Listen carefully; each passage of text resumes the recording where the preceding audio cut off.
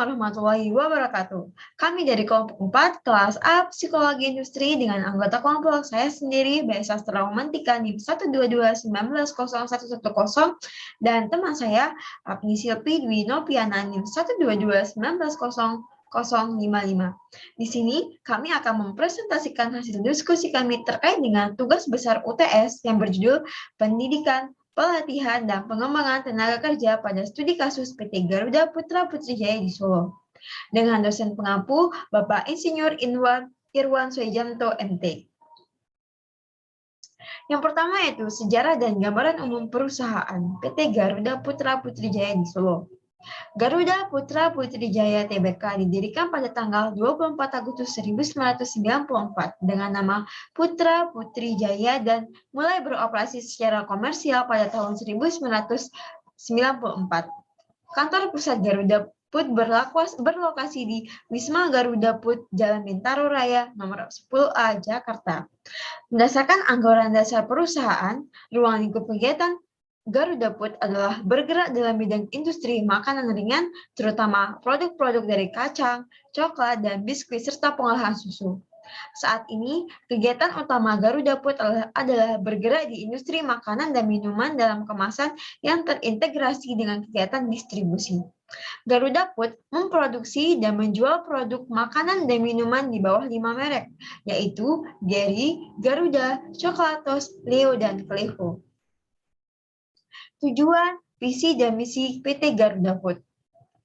Visi dari PT Garuda Put yaitu menjadi salah satu perusahaan terbaik di industri makanan dan minuman di Indonesia dalam aspek profitabilitas, penjualan, dan kepuasan konsumen melalui karya yang kreatif dari seluruh karyawan yang kompeten.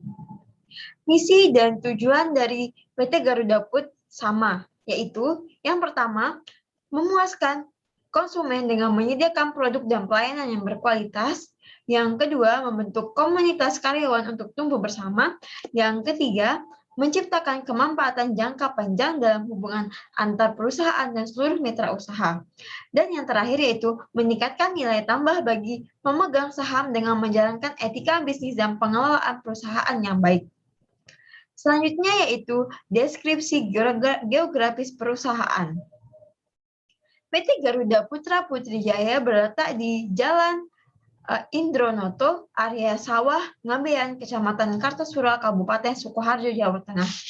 Jika dilihat dari lokasi pabrik ini, mempunyai beberapa keuntungan, antara lain yang pertama, dekat dengan daerah penghasil bahan baku, yang kedua, dekat dengan daerah penghasil bahan baku, yang kedua yaitu cukup tersedia tenaga kerja, terutama tenaga kerja harian maupun kontrak, dan yang terakhir yaitu tersedianya sumber air yang cukup untuk memenuhi kebutuhan pabrik, baik itu keperluan proses produksi ataupun kebutuhan lainnya. Selanjutnya yaitu definisi pendidikan. Pendidikan adalah suatu kegiatan untuk meningkatkan pengetahuan umum seseorang, termasuk di dalam peningkatan penguasaan teori dan keterampilan, memutuskan dan mencapai solusi atas persoalan-persoalan yang menyangkut kegiatan di dalam pencapaian tujuannya, baik itu persoalan dalam dunia pendidikan ataupun kehidupan sehari-hari. Dengan pendidikan, kita bisa lebih dewasa karena pendidikan tersebut memberikan dampak yang sangat positif bagi kita, dan juga pendidikan tersebut bisa memberantas buta huruf dan akan memberikan keterampilan, kemampuan mental, dan lain sebagainya. Pemberian pelatihan dimaksudkan agar dapat memenuhi standar kerja yang telah ditetapkan oleh perusahaan. Tujuan pelatihan tersebut akan terlaksana dengan baik apabila pelatihan diberikan secara tepat dan adanya kerjasama yang baik antara karyawan maupun pimpinan. Pelatihan juga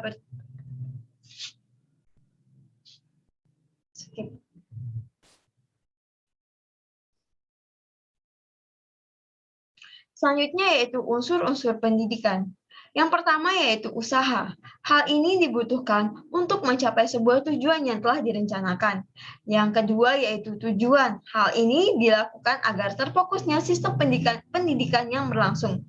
Yang ketiga yaitu harus memiliki lingkungan yang khusus agar berjalan dengan teratur. Dan yang terakhir yaitu kesengajaan, yaitu pendidikan adalah suatu kegiatan yang dilakukan secara sengaja dan sadar. Berikutnya itu definisi pelatihan. Pelatihan adalah suatu usaha untuk meningkatkan pengetahuan dan kemampuan karyawan dalam melaksanakan pekerjaan yang lebih efektif dan efisien. Pelatihan sebagai sarana motivasi yang mendorong para karyawan untuk bekerja dengan kemampuan yang optimal, yang dimaksud untuk meningkatkan performa dari karyawan tersebut. Tujuan pelatihan tersebut akan terlaksana dengan baik apabila pelatihan diberikan secara tepat dan adanya kerjasama yang baik antara karyawan dan pimpinan. Pelatihan juga bertujuan agar peserta pelatihan cepat berkembang. Sebab sulit bagi seorang untuk mengembangkan diri hanya berdasarkan pengalaman tanpa adanya suatu pendidikan khusus. Ini membuktikan bahwa pengembangan diri akan lebih cepat melalui pelatihan. Tujuan dari pelatihan yaitu yang pertama, perusahaan menginginkan adanya perubahan dalam prestasi kerja karyawan sehingga dapat sesuai dengan tujuan perusahaan. Yang kedua yaitu untuk lebih mengaktifkan kerja para anggota organisasi yang kurang aktif sebelumnya. Dan yang ketiga itu mengurangi dampak-dampak negatif yang disebabkan kurangnya pendidikan, pengalaman yang terbatas atau kurangnya kepercayaan diri dari anggota atau kelompok anggota tertentu. Selanjutnya yaitu definisi dari pengembangan sumber daya manusia. Pengembangan sumber daya manusia merupakan kegiatan yang harus dilaksanakan organisasi agar pengetahuan, knowledge, kemampuan, ability, dan keterampilan skill mereka sesuai dengan tuntutan pekerjaan yang mereka lakukan. Pengembangan dilakukan untuk menyiapkan karyawan yang akan memegang tanggung jawab pekerjaan di masa yang akan datang. Pengembangan biasanya diberikan kepada karyawan melalui selektif untuk dipersiapkan mengisi formasi-formasi jabatan yang kosong, baik karena pensiun ataupun mutasi, atau juga untuk mempersiapkan karyawan yang akan dipromosikan untuk menduduki jabatan atau porsi yang sudah disiapkan berdasarkan sistem karir yang berlaku di organisasi atau perusahaan masing-masing. Ruang lingkup dari pengembangan sumber daya manusia menurut Hasibuan dibagi menjadi dua, yaitu pengembangan secara informal dan pengembangan secara formal. Pengembangan secara informal yaitu karyawan atas keinginan dan usahanya sendiri melatih dan mengembangkan dirinya dengan mempelajari buku-buku literatur yang ada hubungannya dengan pekerjaan atau jabatan yang dipegang saat itu. Yang kedua yaitu pengembangan secara formal, yaitu karyawan atau pegawai ditugaskan organisasi untuk mengikuti pendidikan atau latihan, baik yang dilakukan oleh organisasi maupun yang dilaksanakan oleh lembaga pendidikan atau pelatihan yang lainnya. Tujuan dari pengembangan yaitu pertama, produktivitas kerja. Dengan pengembangan, produktivitas kerja karyawan akan meningkat kualitasnya dan kuantitas produk semakin baik. Yang kedua yaitu kerusakan. Untuk mengurangi tingkat kerusakan barang, produk, dan mesin karena karyawan semakin ahli dan terampil. Yang ketiga yaitu untuk efisiensi. Untuk meningkatkan efisiensi tenaga kerja, waktu, bahan baku, dan mengurangi ausnya mesin. Dan yang terakhir adalah untuk mengurangi kecelakaan. Untuk mengurangi tingkat kecelakaan karyawan sehingga jumlah biaya pengobatan yang dikeluarkan perusahaan berkurang. Selain itu, manfaat dari penyelenggaraan program pelatihan dan pengembangan bagi organisasi, yang pertama itu meningkatkan produktivitas kerja organisasi, yang kedua, perwujudan hubungan yang baik antara atasan dan bawahan, dan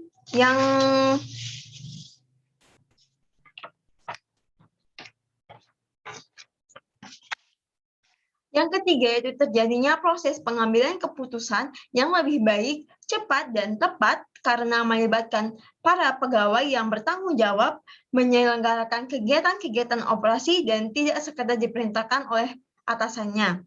Yang keempat yaitu meningkatkan semangat kerja seluruh karyawan dengan komitmen organisasi yang lebih tinggi. Yang kelima yaitu untuk mendorong sikap keterbukaan antara manajemen melalui penerapan gaya manajerial yang partisipatif. Yang keenam yaitu untuk memperlancar jalannya komunikasi yang efektif antar anggota atau antar karyawan yang ada dalam perusahaan tersebut. Dan yang terakhir yaitu untuk penyelesaian konflik secara fungsional.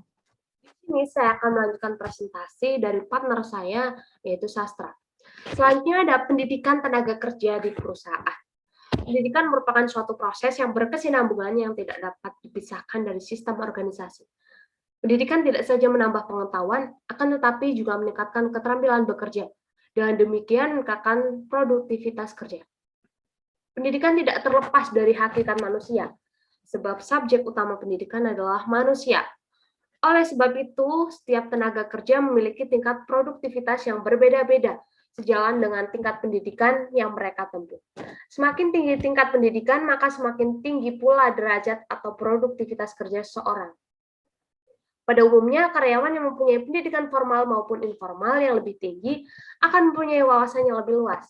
Tingginya kesadaran akan pentingnya produktivitas akan mendorong tenaga kerja yang bersangkutan melakukan tindakan yang produktif. Dari pernyataan tersebut dapat dikatakan bahwa tingkat pendidikan yang dimiliki karyawan berpengaruh positif terhadap produktivitas kerja. Karena karyawan berpendidikan lebih tinggi, khususnya sesuai dengan jurusan yang ditempuh, akan memiliki pengetahuan yang lebih untuk meningkatkan kinerjanya dalam bekerja. Pendidikan merupakan salah satu aspek yang diharapkan dapat meningkatkan kualitas sumber daya manusia, tenaga kerja yang berkualitas, ditandai dengan produktivitas kerja yang tinggi. Selanjutnya ada pelatihan tenaga kerja di perusahaan. Pelatihan atau training ini akan bermanfaat sekali bagi perusahaan maupun karyawannya. Dengan mengikuti sebuah training, karyawan akan semakin bertambah pengetahuan dan kemampuannya, sehingga perusahaan mampu untuk berkembang dan bersaing dengan kompetitornya. Setiap perusahaan pasti akan membutuhkan karyawan yang kompeten untuk meningkatkan laba perusahaan. Pelatihan merupakan proses yang akan mendidik dan melatih setiap karyawan dari segi sikap dan keterampilannya agar mampu bertanggung jawab dengan pekerjaannya.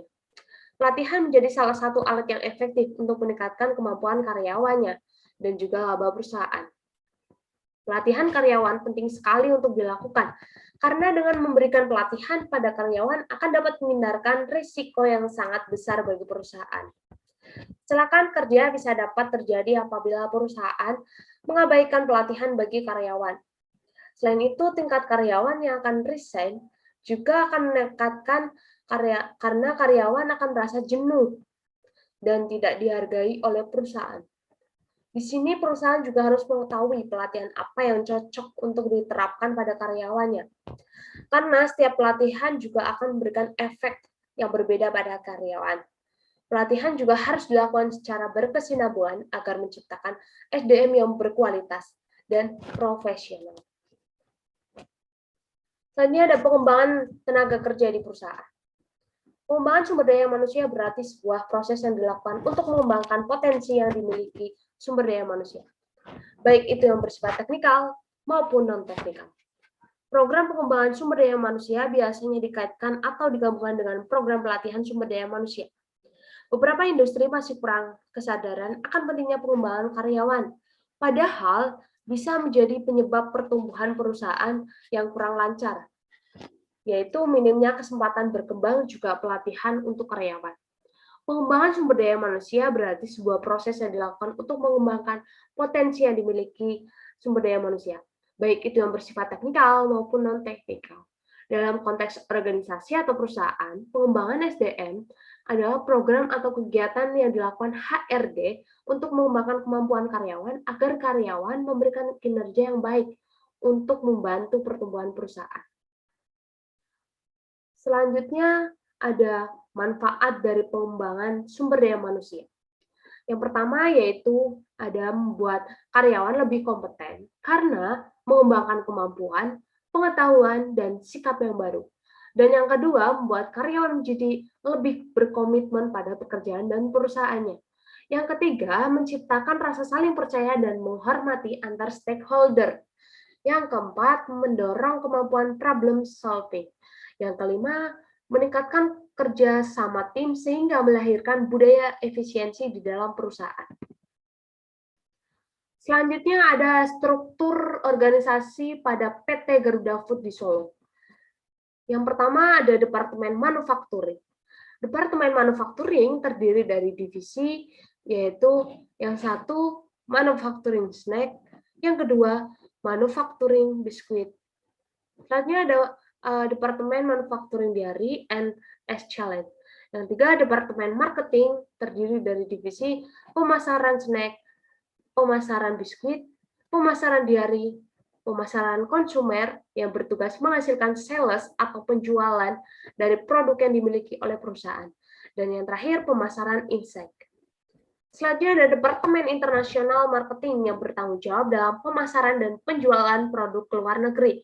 Departemen Internasional Marketing terdiri dari divisi yang pertama adalah International Business. Yang kedua ada International Sales and Marketing. Yang ketiga ada Focus Country. Yang keempat ada International Product Development. Departemen selanjutnya adalah Departemen Research and Quality. Departemen ini bertanggung jawab dalam inovasi serta pengembangan produk. Departemen Research and Quality terdiri dari divisi 1 pengembangan bentuk produk baru, 2 sistem kualitas produk, 3 regulasi makanan, dan 4 pengembangan inovasi dan teknologi. Departemen yang keenam adalah Departemen Finance. Departemen Finance secara garis besar terdiri dari divisi keuangan dan akuntansi yang bertugas mengendalikan arus kas perusahaan untuk memastikan ketersediaan dana untuk operasional perusahaan, kesehatan kondisi keuangan, serta merencanakan dan melakukan koordinasi penyusunan budget perusahaan dan mengontrol penggunaan budget tersebut. Departemen yang terakhir adalah Departemen Human Capital and Corporate Affairs yang terdiri dari beberapa divisi, yaitu 1. Human Capital Service bertanggung jawab pada seluruh karyawan. Yang kedua adalah Learning and Development yang bertanggung jawab dalam memberikan pembelajaran serta motivasi pada karyawan. Yang ketiga adalah General Service yang bertanggung jawab pada persoalan hukum perusahaan. Yang keempat ada CORE atau Corporate Relation and Communication yang bertanggung jawab pada citra, reputasi, dan relasi antara organisasi dengan stakeholders. Selanjutnya ada manajemen sumber daya manusia di PT Garuda Food Solo. Job prosedur dijadikan sebagai panduan untuk menentukan kegiatan dalam menjalankan suatu fungsi tertentu. Job prosedur disusun dengan cara mempertimbangkan dari beberapa masukan dan telah mendapat persetujuan dari atasan yang nantinya dapat membuat kenyamanan dan pekerjaan menjadi lebih efisien. Penyusunan prosedur kerja yang baik menciptakan alur kerja dan struktur organisasi yang akan mengurangi kompleksitas dan efisiensi biaya dalam pemanfaatan berbagai sumber daya organisasi. Apabila proses penyusunan job prosedur telah disepakati dari beberapa pihak yang saling berkaitan, maka penerapan di dalam pelaksanaan juga harus berurutan guna menyelesaikan suatu pekerjaan. Job prosedur diterapkan agar sumber daya manusia menjalankan pekerjaan sesuai dengan prosedur, agar sumber daya manusia mampu menciptakan alur kerja dan struktur organisasi yang dapat mengurangi kerumitan dan lebih efisiensi biaya dalam pemanfaatan berbagai sumber daya. Job prosedur yang tersusun dan terstruktur akan membawa perusahaan pada proses kerja yang rapi dan target tercapai sesuai dengan target yang sudah ditetapkan. Proses kerja yang paling baik mampu menciptakan keunggulan bersaing yang lebih. Seluruh sumber daya manusia bagian teknisi nantinya diharuskan dapat mengikuti prosedur yang sudah diberikan agar tujuan perusahaan dapat tercapai lebih cepat. Selanjutnya ada sistem pendidikan di PT Garuda Food. PT Garuda Food mengacu pada fokus 5 pilar, yaitu pendidikan, lingkungan, kesehatan, pemberdayaan masyarakat, dan kemanusiaan. Oleh karena itu, pendidikan juga diutamakan atau sangat diapresiasi. Sistem pendidikan di PT Garuda Food yaitu semakin tinggi pendidikan dan kompetensi yang dimiliki, maka akan semakin tinggi jabatan karyawan di perusahaan tersebut. Penentuan jabatan tidak hanya melihat pendidikannya saja, namun melihat juga kinerja karyawan tersebut. Selanjutnya ada sistem pelatihan di PT Garuda Food. Sistem pelatihan pada PT Garuda Food di Solo, yang pertama ada pelatihan di luar tugas atau off the job training. Pelatihan dengan menggunakan metode off the job training ini berarti karyawan sebagai peserta pelatihan keluar sementara dari pekerjaannya. Pada umumnya, metode off the job training ini mempunyai dua macam teknik, yaitu teknik presentasi informasi dan teknik simulasi. Teknik presentasi informasi ialah menyajikan informasi yang tujuannya mengintroduksikan kemampuan, pengetahuan, sikap, dan keterampilan baru pada para peserta. Sedangkan simulasi adalah suatu peniruan karakteristik atau perilaku tertentu dari dunia real sedemikian rupa sehingga para peserta pelatihan dapat merealisasikan seperti keadaan sebenarnya. Pelatihan di luar tugas ini dilaksanakan pelatihan di luar tugas ini dilaksanakan selama beberapa hari dan bertempat di dalam perusahaan. Proses pelatihan ini memberikan kepada individu-individu keahlian dan pengetahuan yang mereka butuhkan untuk mengerjakan pekerjaan pada waktu yang terpisah dari waktu kerja reguler mereka. Yang kedua ada pelatihan di dalam tugas atau on the job training. Pelatihan ini berbentuk penugasan-penugasan pegawai-pegawai di bawah bimbingan supervisor yang telah berpengalaman atau pegawai senior. Para pegawai senior yang bertugas untuk membimbing pegawai baru diharapkan memperlihatkan contoh-contoh pekerjaan yang baik dan memperlihatkan penanganan suatu pekerjaan yang jelas dan konkret yang akan dikerjakan oleh pegawai baru tersebut segera setelah pelatihan berakhir. Pelatihan on the job training ini pelatihan yang dilakukan di tempat kerja, di mana seseorang mempelajari pekerjaan dengan melaksanakan secara aktual dalam pekerjaan, dan pada dasarnya setiap karyawan memperoleh di tempat kerja pada waktu mereka memasuki perusahaan.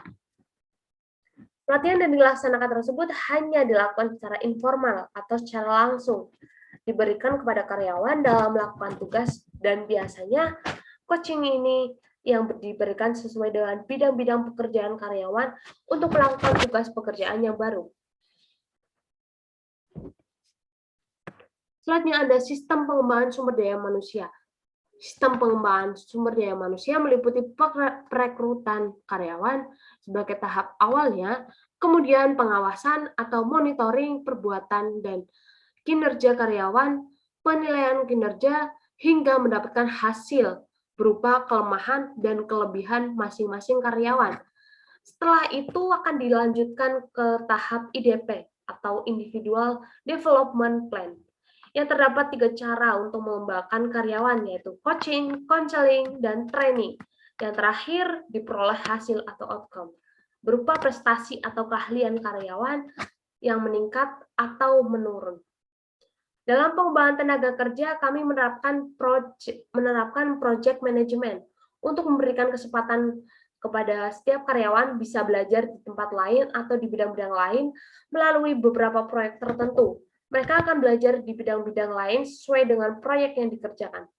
Dengan cara ini, setiap orang di Garuda Food disiapkan untuk menjadi generalis, sehingga pada waktu perusahaan berkembang, mereka siap mengisi berbagai kemungkinan posisi yang ada.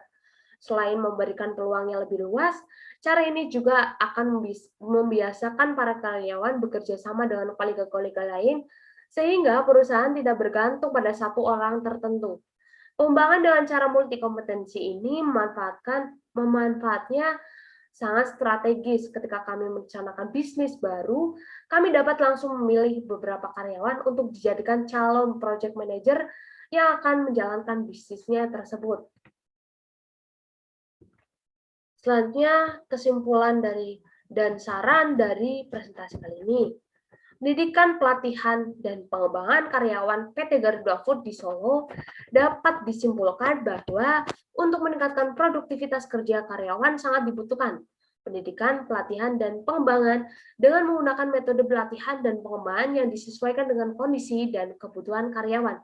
Setelah mengklasifikasi bidang pekerjaannya, Pendidikan, pelatihan, dan pengembangan merupakan salah satu solusi terhadap sejumlah problem penurunan kualitas kinerja organisasi atau lembaga dan instansi yang disebabkan oleh penurunan kemampuan atau keahlian yang dimiliki oleh tenaga kerja.